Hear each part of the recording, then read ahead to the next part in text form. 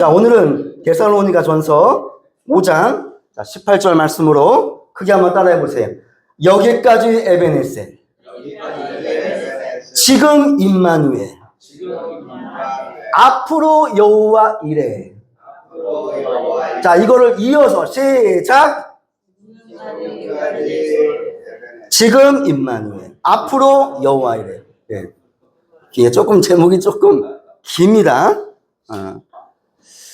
여러분, 누군가 여러분에게 예수님을 믿어서 좋은 게 뭡니까? 라고 물어본다고 한다면 여러분들은 뭐라고 대답을 하시겠습니까? 만약 누가 저에게 예수 믿어서 좋은 게 도대체 뭡니까? 라고 물어보면 저는 첫 번째는 저는 평안이라고 말씀을 드리고 싶습니다. 예수 믿어보세요. 평안이 임합니다. 자, 그럼 그 다음엔 저는 감사라고 말씀을 드리고 싶습니다. 만약 제가 예수님을 믿지 않았다고 한다면 아마 저는 감사라고 하는 것을 거의 모르고 아마 살았을 인물입니다. 아니, 내가 내 힘으로, 내 능력으로 먹고 사는데 모든 게 당연한 거 아닌가? 무슨 감사야? 아마 이러고 살았을 거예요. 그런데 제가 예수님을 만나고 깨달은 것이 있어요. 바로 그것이 뭐냐면 내가 인생 사는 게 내가 내 힘으로, 내 능력으로 사는 게 아니구나라는 것을 깨닫게 됩니다. 모든 게 다 하나님의 은혜요, 하나님의 도우심이요. 그래서 모든 게 다 이 감사 제목이구나, 이 사실을 깨닫게 됩니다. 그리고 무엇보다 감사하면서 사는 것이 이것이 진짜 행복이고 건강한 삶이라는 것을 알게 됩니다. 여러분, 성경에 감사라는 말이 참으로 많이 나옵니다. 성경에 감사라고 하는 단어가 과연 몇 번이나 나올까? 감사라고 하는 단어는 성경에 많이 나오는 거는 우리는 다 알고 있어요. 그래서 제가 한번 과연 이 성경책에 감사라고 하는 이 단어가 과연 몇 번이 나올까? 라고 제가 한번 세보진 않았지만 검색해 봤습니다. 검색해 보니까 몇 번 나오는지 아십니까? 감사라고 하는 단어가 성경에 170회가 넘게 나옵니다. 특히 오늘 본문은 감사에 대해서 나온 말씀 중에 여러 말씀 중에 아주 유명한 구절이에요. 그래서 전서 5장 17절 한 번 더 18절 읽어볼게요. 범사에 감사하라. 이것이 그리스도 예수 안에서 너를 향하신 하나님의 뜻이다 그랬어요.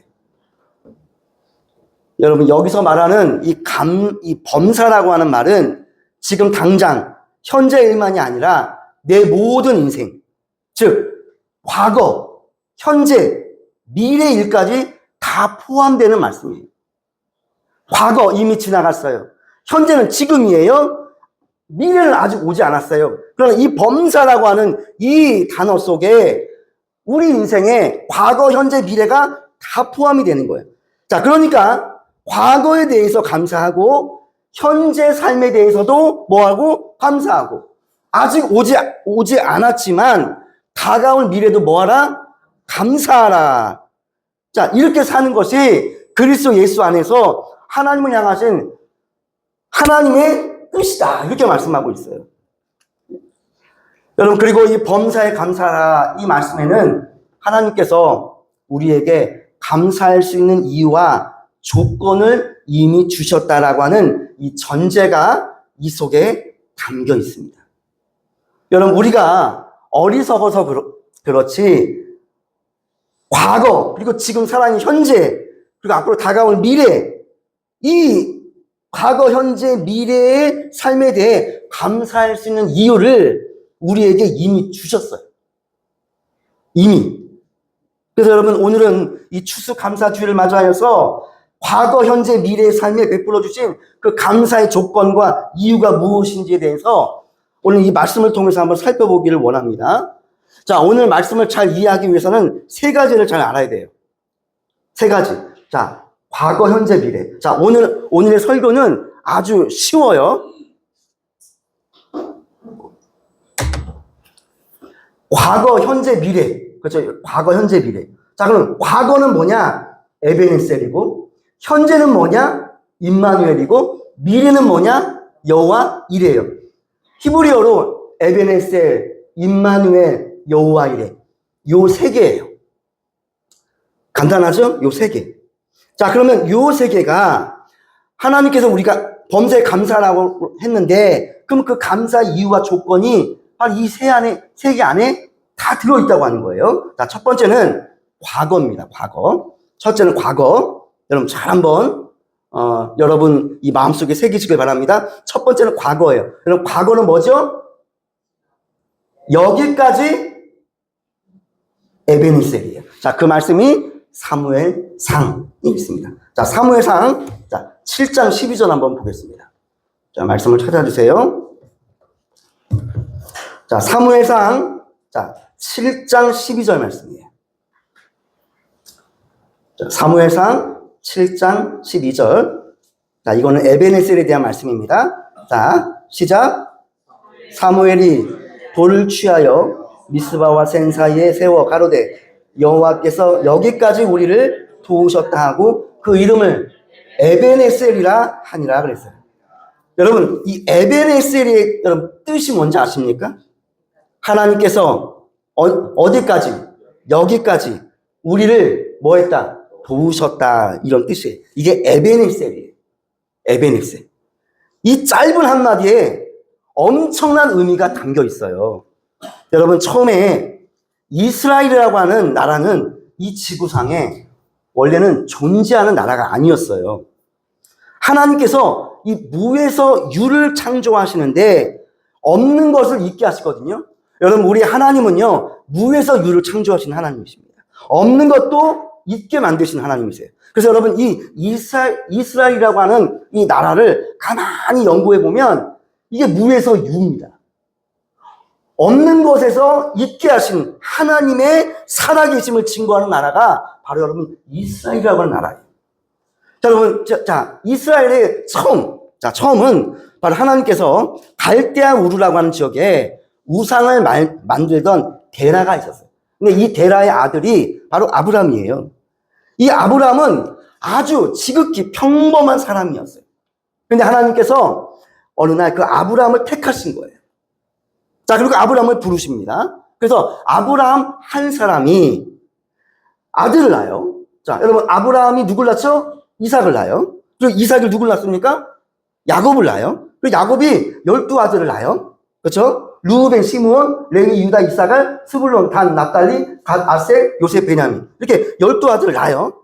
자, 그리고 야곱의 때에 이 야곱의 가족이 몇 명이나 되냐면 70명이 됩니다. 70명. 그리고 이 70명이 애굽 땅으로 이주를 하게 돼요. 그래서 요셉, 여러분, 하나님께서 요셉을 들어서 먼저 애굽으로 보내셨잖아요. 그래서 애굽의 총리가 되게 하시고 그 야곱의 그 70명 가족을 그때 이제는 애굽으로 이제 이사를 해요. 자, 그리고 그 후로 430년이 지나요. 그리고 무려 70명이었던 그 가족이 몇 명이 될까요? 200만 명이나 넘는 큰 민족을 이루게 되는 거예요.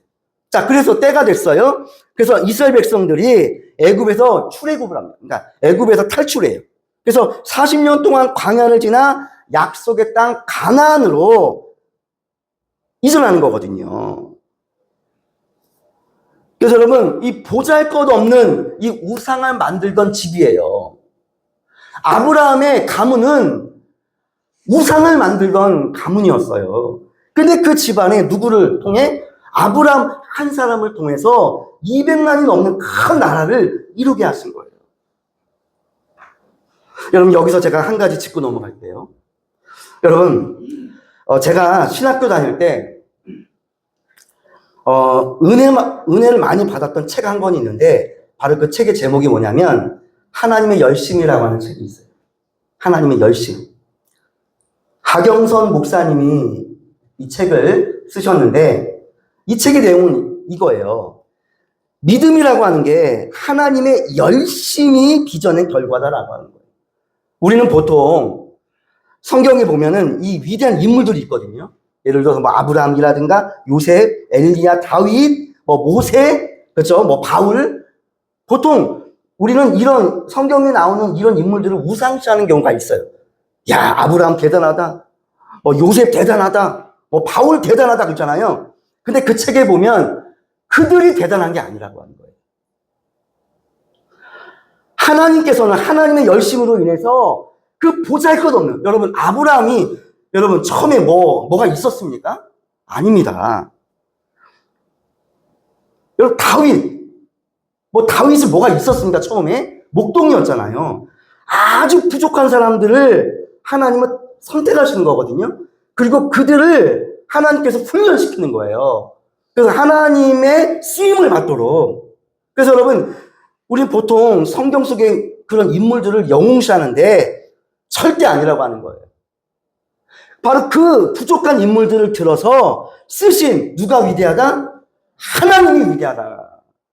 라고 하는 그 책의 결론이 그거예요. 그래서 여러분, 절대 여러분 우리는 이 성경에 나오는 인물들을 절대 우상시하면 안 되고 영웅시해서도 안 돼요. 이들을 이렇게 만든 분은 오직 하나님이십니다. 여러분 현대에 여러분 이 큰 교회 하시는 목사님들 있잖아요. 그런 분들 보면 어떤 분들은 그런 목사님들을 막 영웅시하고 우상시합니다. 그래서 어느 교회를 가잖아요. 그러면 그 목사님의 그 뭡니까 일대기가 쫙 있어요. 여러분 이거 마치 뭐 김일성 같이 뭐 그런 일대기를 쫙 해놓고 영웅시하는 거거든요. 이거 여러분 절대 안 되는 거거든요. 여러분 오직 우리는 하나님만 영광을 받으셔야 됩니다. 하나님만. 여러분 이 예배도 하나님만 영광을 받으셔야 됩니다. 하나님만. 여러분 이렇듯 큰 교회 하신다고 하는 그런 목사님들이 위대한 것이 아니에요. 그런 분들을 그렇게 쓰시는 누가? 하나님만이 위대하신 거예요. 이게 그 책의 내용이거든요. 여러분 이렇듯 아브라함도 똑같아요. 정말 보잘것없는 우상을 만들던 그 집안에 한 사람 아브라함을 통해서 하나님은 그 민족을 이루어 가신 거거든요. 자, 그리고 사사시대를 거쳐가지고 결국에는 다른 나라들과 던질 수 있는 당당한 국가, 바로 이스라엘로 세워지게 되는 거예요. 그때 사무엘이 기념비를 세우는 거거든요. 자, 그 기념비의 이름이 뭐예요? 바로 에베네셀이라. 그래서 여러분, 이 에베네셀이라고 하는 이 단어 안에는 이스라엘이 처음에 아브라함 때부터 여기까지 한 국가를 이루기까지 누가 도우셨다? 하나님이 도우셨다라고 하는 그 기념비를 세운 거예요. 그게 에베네셀이에요. 에베네셀. 네. 여러분 물론 이스라엘의 과거는 힘들고 어려운 여정이었어요. 특히 광야 40년 어떻습니까? 얼마나 험난한 여정이었는지 모릅니다.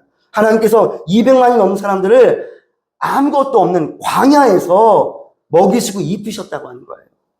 자, 그러면 하나님께서 이스라엘 백성들, 200만이 넘는 이스라엘 백성들을 광야에서 어떻게 먹이시고 입히셨냐? 느헤미야를 한번 보겠습니다. 느헤미야. 자, 느헤미야 9장을 한번 보겠습니다. 자, 느헤미야 9장 19절에서 21절 한번 말씀 볼게요. 느헤미야 9장 19절과 21절까지 한번 쭉 한번 읽어 내려가겠습니다. 자, 19절 시작. 주께서는 주의 크신 긍휼로 그들을 광야에 버리지 아니하시고 낮에는 구름 기둥이 그들에게서 길을 인도하며 밤에는 불기둥이 그들을 갈 길을 비추게 하셨사오며. 자, 20절. 또 주의 선한 영을 주사 그들을 가르치시며 주의 만나가 그들의 입에서 끊어지지 않게 하시고 그들의 목마름을 인하여 그들에게 물을 주어. 자, 21절. 40년 동안 들에서 기르시되 부족함이 없게 하심으로 그 옷이 헤어지지 아니하였고 발이 부르트지 아니하였사오며. 자, 여러분 이 말씀이 뭐냐면 하나님께서, 여러분 광야라고 하는 곳은 없는 곳이에요. 없어요. 물이 있습니까? 먹을 것이 있습니까? 그리고 날씨가 좋습니까? 이 모든 게 사람이 살 수 있는 조건이 안 되는 곳이 바로 이 광야라고 하는 지역. 근데 하나님께서 느헤미야 9장 19절에서 21절에 그 아무것도 없는 광야에서 내가 이스라엘 백성들을, 내 백성들을 그렇게 그때마다 이렇게 인도해 주셨다라고 하는 거를 말씀하고 있는 거예요. 그리고 출애굽 후에 광야로 왔어요. 그리고 2년 후에 모세가 이제 십계명을 받잖아요. 그리고 그 후로 몇 년? 38년이에요, 여러분. 38년. 여러분, 이 성경에 38이라고 하는 숫자는 굉장히 중요한 숫자거든요. 자, 38년 동안 이스라엘이 몇 번 이사 갔을까? 우리가 그 광야에서 이스라엘 백성들이 이렇게 옮겨 다니잖아요. 그거를 진을 친다라고 우리는 말을 합니다. 성막, 그죠? 38년 동안, 그러니까 총 40년 동안 이스라엘 백성들이 광야에서 몇 번 이사하냐면 41번을 이사합니다. 41번. 그렇게 옮겨 다닐 때마다 물이 없으면 하나님께 어디에서? 반석에서 물이 나게 하시는 거고. 자, 먹을 양식이 없어요. 그러면 하늘에서 뭘 내려줘요? 만나를 내려주시고. 그리고 영양이 부족해. 단백질이 부족해. 그러면 하늘에 날아가는 뭐? 메추라기 떼를 보내셨어요. 자, 이렇게 광야 40년 동안 굶어서 죽거나 영양실조에 걸려 죽은 사람이 단 한 사람도 없어요. 여러분, 성경에 광야에서 굶어 죽었다라고 하는 말씀이 있습니까? 한 대도 없어요. 한 구절도 없어요. 영양실조 걸려 죽었다? 없어요. 여러분, 북한을 보십시오. 지금 북한이 지금 문제가 많은데 어떤 학자는 지금 김정은 정권이 곧 붕괴될 것이다라고 전망을 하고 있어요. 여러분, 왜 그 딸을, 김주애를 왜 데리고 나왔을까? 자기 이 생명을, 이 목숨줄을 알고 있는 거예요. 여러분, 북한, 혹시 여러분, 고난의 행군이라고 하는 때를 혹시 아십니까? 이게 1993년 이후로 이 고난의 행군이 이제 찾아오는데, 이때 아사, 즉 굶어 죽어서 죽은 사람들이 어마어마하게 많고, 북한은 지금도 굶어 죽는다 그래. 여러분, 이스라엘 백성들 보십시오. 광야에서 이렇게 살 수 있는, 인간이 살 수 있는 환경이 안 되거든요. 제가 지난주에 제가 말씀드렸잖아요. 제가 영화를 좋아하는데, 영화 중에서도 이 서바이벌 영화, 생존하는 그런 영화를 저는 좋아한다 그랬잖아요. 그런 사람이 정말 살기 어려운 그 열악한 환경 속에서 그들이 어떻게 살아났어요. 이걸 보면 저는 참 재밌거든요. 여러분, 광야 40년 동안 이스라엘 백성들이 영양실조 걸려가지고 죽었다고 하는 말씀이 없어요. 여러분, 하나님께서는 정말 세심하게 이스라엘 백성들을 돌보신 거예요. 저도 이 말씀을 묵상하면서 저의 과거를 돌아보게 되었습니다. 에베네셀, 하나님께서 지금 여기까지 나를 도우셨구나. 이 고백을 하지 않을 수가 없습니다. 여러분, 이스라엘 백성들이 40년 동안 몇 번 이사했다고 그랬죠? 41번 이사했어요. 자, 이걸 한번 저에게 한번 제 인생에 한번 제가 한번 대입을 해봤어요. 그리고 묵상을 해봤습니다.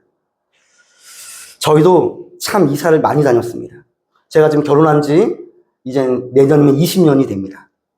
자, 20년 동안 과연 나는 그러면 이사를 몇 번 했을까? 자, 이스라엘 백성들은 40년 동안 41번 이사를 했다는데, 그럼 나는 과연 이사를 몇 번 했을까? 제가 한번 세워봤습니다.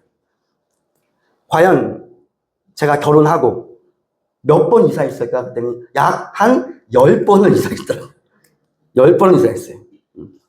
우리 집사람 세워보지 마세요. 그냥 한 10번 정도 했다라고 하는 거예요. 자, 이스라엘 백성은 40년 동안 41번 이사했어요. 그럼 저는 그거에 비하면 아직 적죠. 그리고 아직 20년이 더 남았잖아요. 근데 제가 예전에 주민등록 초본이 필요해서 초본을 띈 적이 있어요. 여러분, 혹시 주민등록 초본 혹시 띄워본 분 계세요? 여러분, 초본이 제가 한번 세워봤어요. 몇 장 나오는지. 여러분, 여러분의 초본은, 주민등록 초본은 몇 장 나오십니까? 혹시 아십니까? 저는 세워보니까 한 7장 정도가 나오더라고요. 여러분, 초본이 여러 장 나왔다는 것은 뭘 의미합니까? 초본의 장수가 많다고 하는 것은 그만큼 이사를 그동안 많이 다녔다라고 하는 거예요. 자기 집을 갖고 있잖아요, 여러분. 여러분, 자가이신 분들은 아마 초본 장수가 아마 몇 장 안 될 거예요. 그런데 전세건, 월세건 이사를 많이 다닌 사람들의 주민등록 초본을 띄워보면 장수가 참 많답니다. 제가 그 초본을 보는데 꼭 말씀을 보는 것 같더라고요. 왜? 묵상이 돼요. 여러분 초본 이게 넘겨보세요. 그럼 거기에 내가 옛날에 살았던 집 주소가 떠요. 그러면 내가 옛날에 몇 년 전에 내가 살았던 그 집을 주소가 딱 나오거든요. 그러면은 내가 그 집에서 살았던 그 시절로 돌아가 보는 거예요. 내가 만약에 그 집에서 2년 살았다. 그러면 그 2년의 삶이 쫙 필름처럼 지나갑니다. 필름처럼 지나가요. 꼭 말씀을 보는 것처럼 묵상이 되고 은혜가 되더라고요. 그러면서 제가 뭐라고 고백했냐면 내 인생도 참 광야 같은 인생을 살았구나. 거기에 적힌 주소지를 볼 때마다 하나님께서 그 집에서 베풀어 주셨던 하나님의 도우심과 하나님의 은혜가 생각이 나는 것입니다. 아, 옛날에 그 집에 살 때. 아, 옛날에 그 빌라. 저희 진짜 한 10평 되는 빌라인가요? 한 7평 되는 빌라인가? 투룸에서 저희가 3년을 산 적이 있거든요. 그 열악한 환경 속에서도 하나님께서 은혜를 베푸셨구나. 여러분도 한번 초본을 한번 묵상해 보시기 바랍니다. 이게 굉장히 은혜가 됩니다. 저희 부부가 결혼하고 제가 인천의 신공항 영락교회를 거쳐서 송도 주산항교회 이 부교육자로 있다가 어느 날 개척의 불을 받고 보이는 게 다 개척교회밖에 안 보이는 것입니다. 그땐 그랬습니다. 그리고 인천 부평의 새능력교회라고 하는 교회를 개척했습니다. 그때 저희 부부가 살았던 그 사택이 어디냐? 그 당시 530만 원짜리 원룸을 월세로 살기 시작했습니다. 그때 개척했을 당시. 그때 저희 두 아들이 태어났습니다. 대웅이와 지웅이가 그때 태어났어요. 여러분 한번 생각해 보십시오. 이제 교회를 막 개척했습니다. 성도님도 없습니다. 자, 그런 어려운 시기에 두 아들이 태어났습니다. 여러분 생각해 보세요. 막 개척했는데 뭐가 있겠습니까? 돈이 있겠습니까? 성도가 있었겠습니까? 아닙니다. 아무것도 없는 게 바로 개척교회입니다. 남들은 결혼할 때 나는 결혼 안 합니다. 왜 안 합니까? 나는 경제적으로 나는 능력이 안 됩니다. 애를 낳으면 어떻게 키웁니까? 이걸 미리 걱정하잖아요. 보통 아기를 낳으면 보통 이렇게 아기를 낳으면 분유값에다가 기저귀값에다가 이런 염려와 걱정 때문에 나는 아직 결혼 안 합니다. 나는 아직 우리 부부는 아직 애를 안 낳습니다. 보통 이러잖아요. 근데 저희가 아이를 낳을 당시는 정말로 척박했던 개척의 현장이었거든요. 근데 오늘날 여기까지 온 걸 생각해 보니까 그래도 두 아들이 건강하게 크게 아프지 않고 여기까지 잘 자라줘서 저는 감사할 따름입니다. 그리고 마침내 사역지로 이 목포까지 왔습니다. 자, 그 과정마다 힘들고 어려운 순간이 참으로 많았습니다. 이게 뭐지? 이게 뭐야? 하면서 놀랍고 그리고 기도하고 두렵기도 했어요. 하지만 그때마다 누가? 하나님께서 피할 길을 주시고 그때마다 여러 가지 모양으로 하나님이 도우셨구나. 여러분 이것이 바로 에베네셀의 은혜입니다. 하나님께서 여기까지 인도해 주셨다. 제가 그래서 아까 이 찬양을 드린 거예요. 찬송가 301장 지금까지 지내온 건 누구의 은혜라? 하나님의 은혜라. 자, 두 번째입니다. 현재입니다. 현재 지금이에요. 자, 두 번째 은혜는 아까 제가 임마누엘이라고 말씀했어요. 자, 임마누엘 말씀 찾아보겠습니다. 마태복음 1장 23절입니다. 마태복음 1장 23절. 자, 두 번째 우리가 감사할 수밖에 없는 이유와 조건, 두 번째 바로 임마누엘입니다. 자, 마태복음 1장 23절을 크게 읽어주십시오. 자, 시작. 보라 처녀가 잉태하여 아들을 낳을 것이요 그 이름을 임마누엘이라 하리라 하셨으니 이를 번역한즉 하나님이 우리와 함께 계시다 함이라 그랬어요. 여러분 임마누엘이라고 하는 것은 예수님의 또 다른 이름이에요. 임마누엘. 그 뜻이 무엇입니까? 하나님께서 우리와 함께 계신다, 이런 뜻이에요. 여러분 한번 생각해 보세요. 다음 달이 이제 12월 달입니다. 벌써 이제 12월이 이제는 코앞에 있어요. 자, 12월 25일 우리는 또 성탄절을 또 보냅니다. 여러분 성탄절입니다. 높은 보좌 위에 계신 하나님께서 이 땅에 낮고 낮은 몸으로 이 땅에 오신다고 하는 이 말씀. 더군다나 하나님은 죄가 하나도 없으신 분이고 우리 인간은 뭐예요? 뼛속까지 죄인입니다. 여러분 물과 기름은 같이 있을 수가 없어요. 섞일 수가 없어요. 빛과 어두움은 공존할 수가 없어요. 여러분 어둠과 빛은 같이 있을 수가 없어요. 한계가 임하면 나머지는 떠나가야 돼요. 자, 여러분 깜깜하잖아요. 그때 빛이 임합니다. 그럼 어때요? 어둠은 물러가는 거예요. 그런데 이 말도 안 되는 이 일이 일어난 거예요. 천지를 창조하신 하나님께서 연약한 인간의 몸으로 이 땅에 오신 사건이 바로 성탄절. 이거를 인카네이션이라고 해요. 성육신 사건이에요. 우주 만물을 다스리시는 하나님께서 연약한 인간의 몸, 아기 예수님의 모습으로 오셨다고 하는 거예요. 왜 오셨을까? 바로 하나님의 약속을 지키기 위함이에요. 어떤 약속? 구원의 약속이에요. 여러분 구약에 보면 하나님께서 우리 인간을 구원하신다. 죄와 사망에서 우리를 구원하신다라고 하고 약속하셨어요. 지옥 가는 인생에서 천국 가는 인생으로 바꾸시겠다고 약속하셨어요.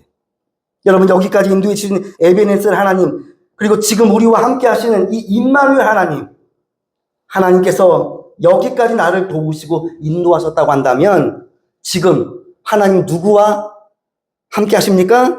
나와 함께 하신다고 하는 거예요. 자, 여러분 에베네셀의 하나님은 여기까지 인도하신 하나님이라고 그랬어요. 이건 과거예요. 그러면 현재 지금은 어떻습니까? 그 에베네셀 하나님, 지금 여기까지 인도하신 그 하나님이 지금 누구와 함께 계시냐면 이 시간 나와 함께 계신다라고 하는 거예요. 여러분 크게 한번 따라보세요. 하나님은 지금 나와 함께 계십니다. 예, 여러분 지금 하나님은 지금 여러분과 함께 계십니다. 여러분 이걸 꼭 믿으시길 바랍니다. 이걸 믿으셔야 돼요. 무슨 하나님이 어디 있어? 안 그래요. 여러분 지금 이 예배 가운데 하나님은 지금 와 계세요. 예배 가운데 하나님은 지금 우리 심령 속에 지금 임재하세요. 그런데 문제는 뭔지 아세요? 과거의 에베네셀 하나님은 믿는 것은 쉬워요. 왜냐하면 과거 얘기니까. 그러나 현재 지금 임마누엘 하나님 믿는 것은 어렵다라고 하는 거예요. 이거는 마치 뭐가 같냐면 제가 쉬운 예를 들어볼게요. 여러분 축구 좋아하시죠? 저는 축구를 좋아합니다. 특히 국제 경기. 우리 대한민국이랑 일본이랑 우리 대한민국이랑 뭐 이라크랑 우리 대한민국이랑 뭐 독일이랑 이렇게 하잖아요. 저는 그 축구는 반드시 만약 한다고 한다면 그거를 저는 꼭 봐요. 근데 여러분 우리 대한민국이랑 예를 들어서 일본이랑 만약에 경기를 했어요. 근데 우리 대한민국이 이겼어요.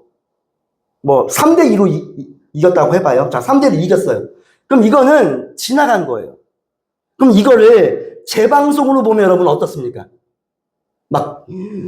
그 긴박감이 있습니까? 아니면 여유 있게 볼 수가 있습니까? 예, 여유 있게 볼 수 있는 거예요. 여러분 우리는 지난 일, 과거에 대해서는 우리에게 여유가 있어요.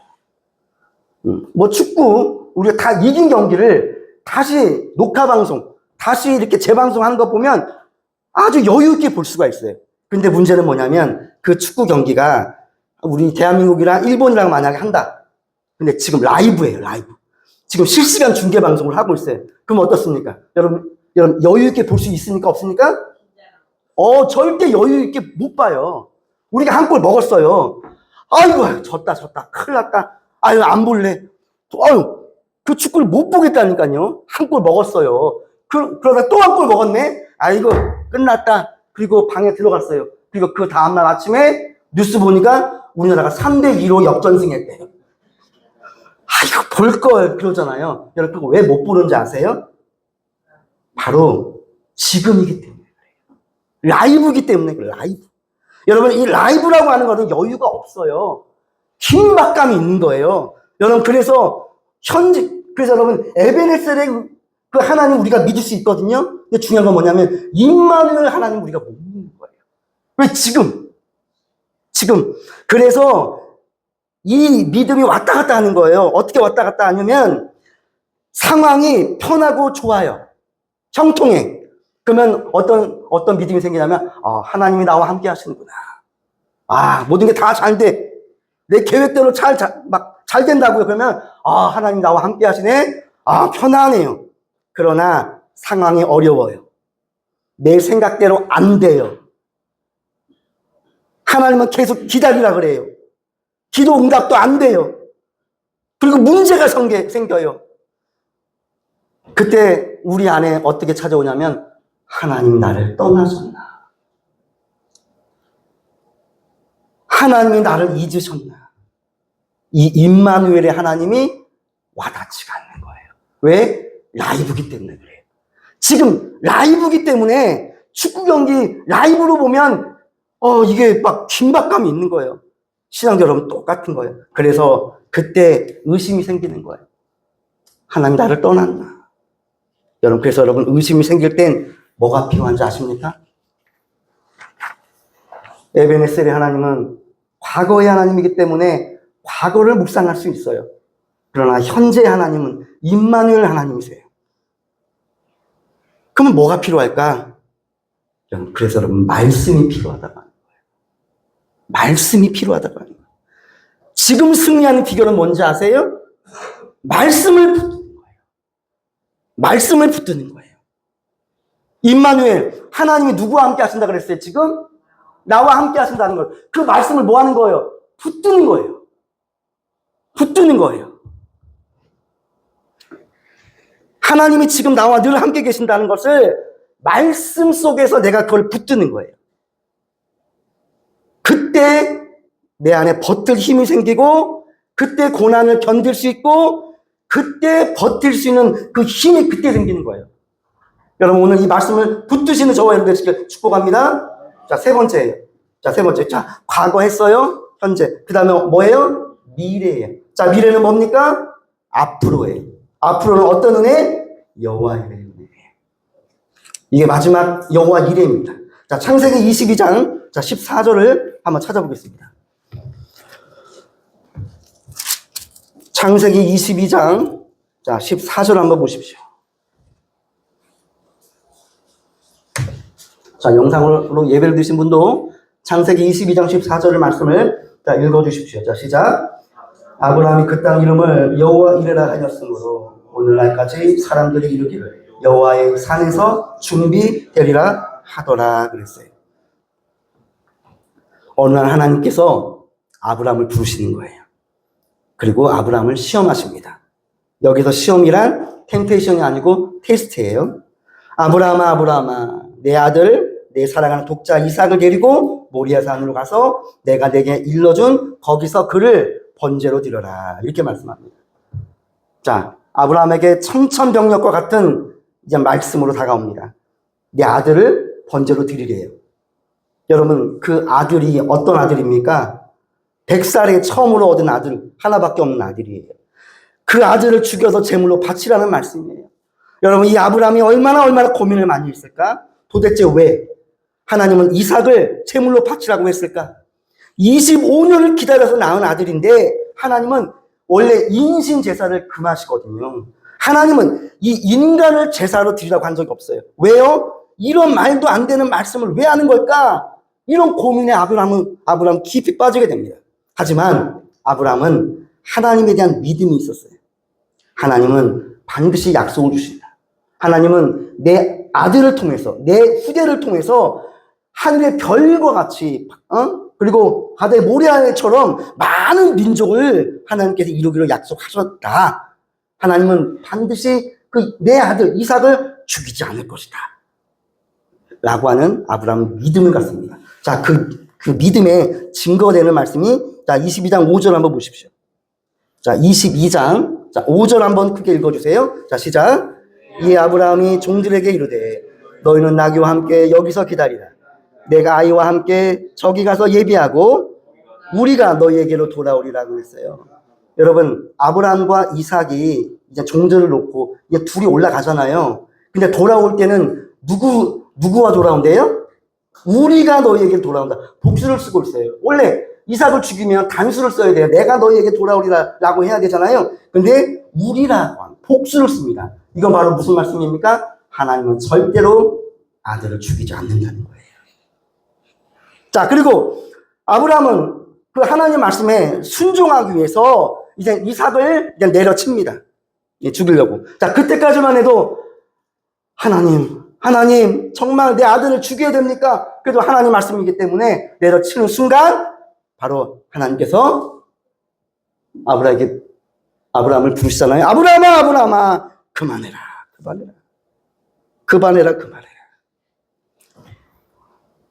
네가 내 아들 독자 이삭을 아끼지 아니하였으니 내가 이제야 내가 하나님을 경외하는 줄을 아노라. 이렇게 말씀하죠. 자, 그러면 뒤를 보거라. 뒤에 뭐가 있습니까? 수양이 딱 준비되어 있는 거예요. 그러면서 여호와 이레라고 하는 말씀을 하십니다. 여호와 이레란 뭡니까? 하나님께서 뭐 하신다? 미리 준비하신다라고 하는 거예요. 여러분, 이 이야기는 단순한 에피소드가 아니에요. 하나님께서 독생자 예수 그리스도를 저와 여러분을 위해 십자가에 죽이실 것을 미리 보여주신 예표의 사건이에요. 이 사건은 어마어마한 사건이에요. 그냥 단순한 에피소드 아니에요. 여러분, 아브라함은 우리 하나님 아버지를 상징하는 거고, 그리고 이삭은 바로 독자 예수님을 상징하는 거고, 모리아산은 골고다 언덕을 상징하는 거예요.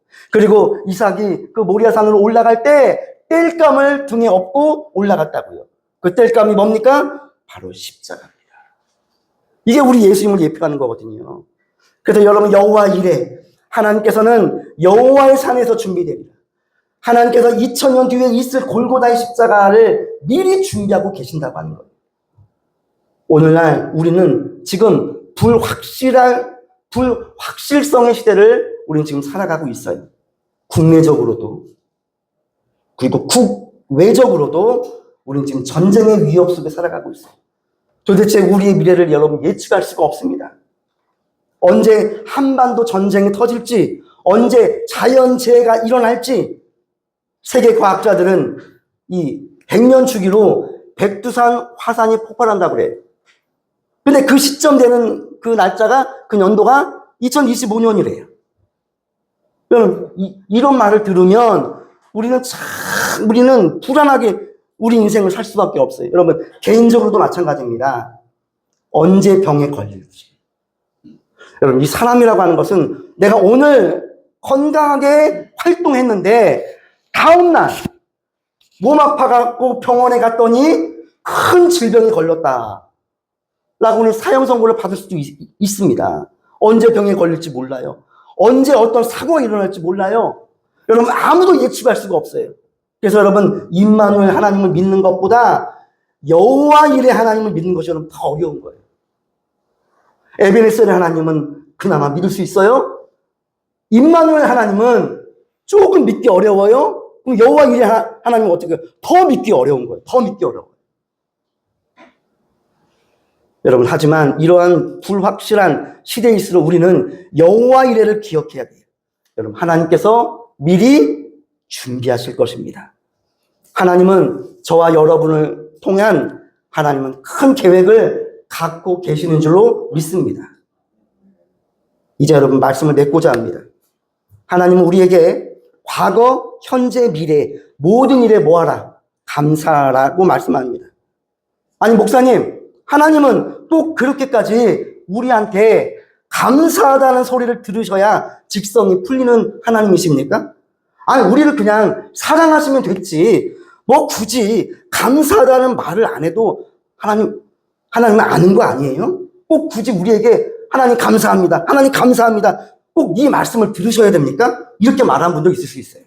여러분, 그러면 왜 하나님은 우리에게 왜 감사를 요구하실까?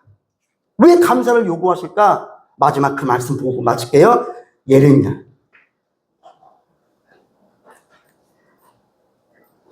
29장 11절 한번 볼게요. 예레미야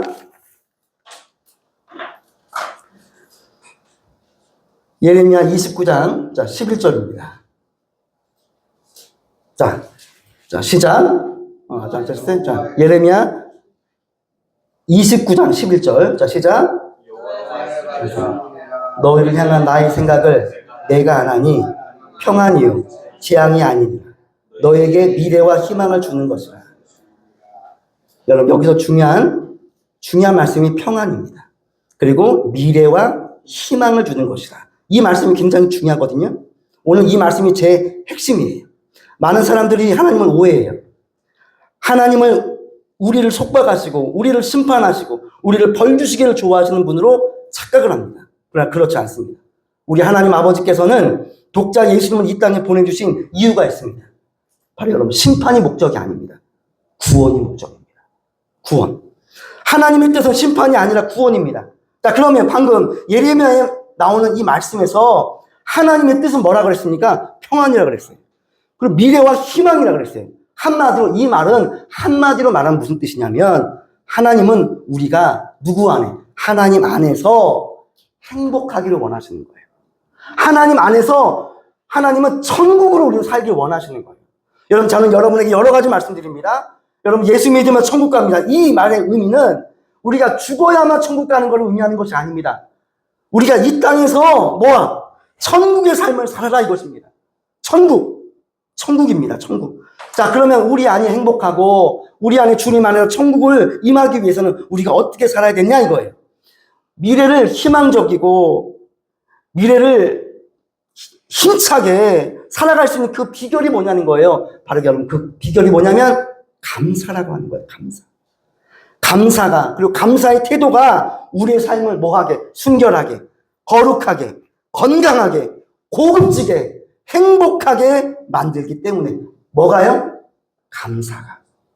그래서 여러분, 실제로 연구를 해보면 감사는 진통 효과가 있다고 합니다. 그리고 감사는 우리 혈압을 낮춰주는 면역 체계를 향상시켜준다 그래요. 그래서 여러분, 심리학자들에 의하면 우리가 감사 일기라든가 감사 편지를 주고 받는 것은 우리 행복감을 10% 이상을 높여준다 그래요. 그리고 감사 일기를 쓰잖아요. 그럼 우울증이 30% 가량 완화가 된다 그래요. 그래서 여러분, 감사라고 하는 것은 스트레스와 우울감을 줄이고 건강한 마음과 건강한 육체를 갖는데 도움을 준다라고 하는 거예요. 그래서 여러분, 왜 하나님께서 우리에게 감사를 요구하시냐? 바로 우리가 미래를 희망차게 열정적으로 살기 위해서는 오늘 이 시간 우리에게 감사가 있어야 된다고. 하나님의 그 감사 인사를, 그 말 한마디, 하나님 감사합니다, 이 말을 듣기 위해서가 아니라 누구를 위해서? 바로 여러분과 저를 위해서. 우리 삶 가운데 천국으로 그리고 행복하게 살기 위해서는 감사밖에 없다라고 하는 것입니다. 감사. 자, 말씀을 마칩니다. 여러분과 저의 삶을 오늘 여기까지 인도하셨고 지금도 함께 하시며 앞으로도 영원히 우리 삶을 책임지실 그 하나님을 찬양합니다. 이러한 믿음으로 살아가시는 저와 여러분 되시길 주님의 이름으로 축복합니다.